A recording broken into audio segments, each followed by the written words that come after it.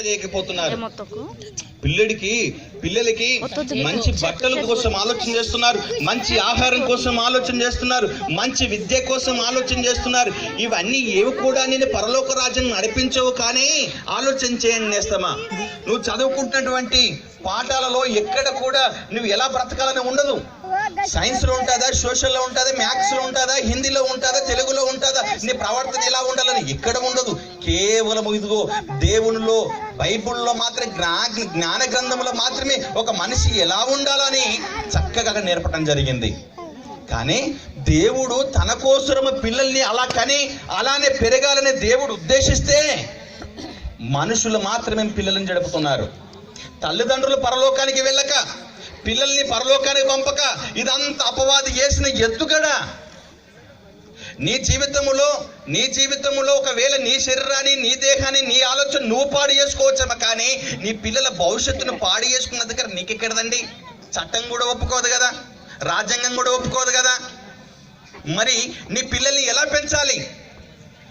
మీ పిల్లల్ని సరైన విధానంలో పెంచకపోవటం వల్లనే కదా ఈ రోజు చాలా మంది చూస్తున్నామండి. మనం ఒక బిన్ లాడెన్ చూసాం, ఒక కసాబుని చూసాం, ఒక సద్దాం హుస్సేన్ చూసాం, ఇదిగో మొన్నటికి మొన్న నయీముని చూసాం కదా. అంటే పెంచవలసిన మార్గములో పిల్లల్ని పెంచకపోవటం వలన ఇలానే తయారవుతారు. పిల్లలు ఎక్కువగా తల్లిదండ్రులను చూసి నేర్చుకుంటారు. దేవుడు తన కొరకు పిల్లలను పుట్టించుకొని బైబిల్ని నేర్పించి తన కోసం బ్రతుకుతారని ఆలోచన దేవుడు చేస్తే పిల్లలు తల్లిదండ్రులను చూసి నేర్చుకుంటారు. తల్లి ఏ లిప్స్టిక్ పెట్టుకుంది, తల్లి ఎలాంటి మ్యాచింగ్ వేసుకుంది, తల్లి ఎలా ప్రవర్తిస్తుంది, తల్లి ఎలా జీవిస్తుంది, అలానే పిల్లలు కూడా అలానే పెరుగుతారండి. తప్పేం లేదండి పిల్లలది.